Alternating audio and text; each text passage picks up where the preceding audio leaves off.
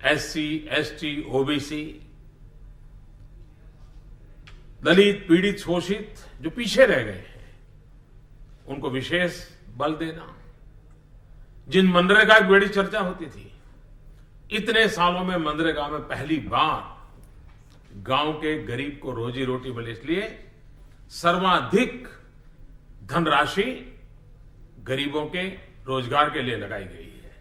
हमारे देश के छोटे छोटे व्यापारी रेकड़ी चलाते होंगे, सब्जी बेचते होंगे, कपड़े की फेरी करते होंगे, उनको धन प्राप्त करने के लिए बैंक हाथ ऊपर कर देती है, उनको पैसा मिलता नहीं है।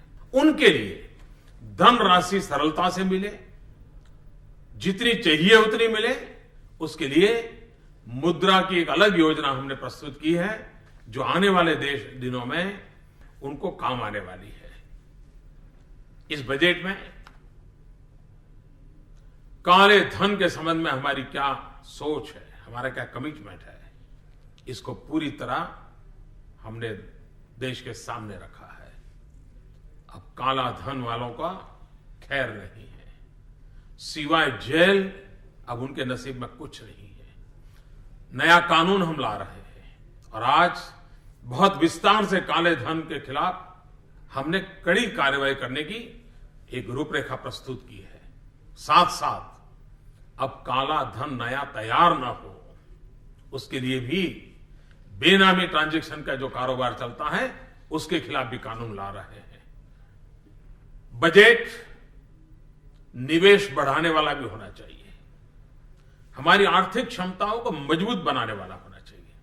इस बजट की सारी योजनाएं निवेश को बढ़ावा देने वाली है, इंफ्रास्ट्रक्चर को आगे बढ़ाने वाली है और सामान्य मानवी के सपनों को पूरा करने वाली, और मैं कह सकता हूं सबसे ज्यादा रोजगार के अवसर जुटाने वाला ये बजट है। इस बजट में सामान्य मानवी के लिए इतनी सारी योजनाएं लगाई है, चाहे वो आकस्मिक बीमा की बात हो, जीवन बीमा की बात हो, पेंशन की बात हो, हमारे नौजवानों को पढ़ने के लिए कॉलेज में जो खर्च होता है उसके लिए बैंक में इजीली लोन की व्यवस्था हो, एक के बाद एक सुचारू रूप से व्यवस्थाएं विकसित की है। और सबसे बड़ी बात, खास करके मेरे किसान भाई बहन, खास करके मेरे गरीब भाई बहन, जो जिनको अपने बुढ़ापे की चिंता है, हिंदुस्तान के हर गरीब से गरीब भी, किसान को भी, खेत मजदूर को भी बुढ़ापे में जब काम करने की स्थिति न रहे, उसको पेंशन मिले, ऐसी एक योजना हमने रखी है।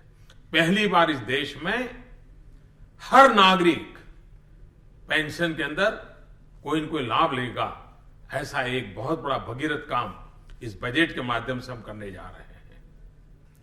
सबका साथ, सबका विकास, इसी मंत्र को लेकर के आगे बढ़ रहे हैं।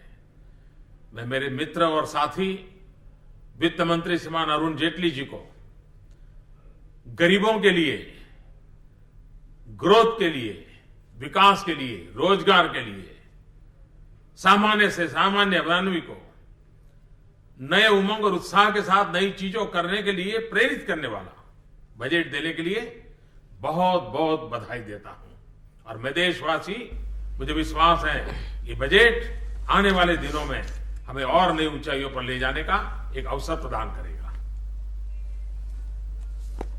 तो प्रधानमंत्री कह रहे थे कि ये बजट गरीबों के पक्ष में है, विकास की ओर अग्रसर है। लेकिन हम आपको वापस लिए चलते हैं वित्त मंत्री अरुण जेटली के पास, जो कि प्रेस ब्रीफिंग कर रहे हैं। You see, the eastern part of the country, we've been saying we are going to concentrate on because that has to be pushed up. There are two other states which have the benefit of a large quantity of coal. So they are going to be benefited in the normal course also.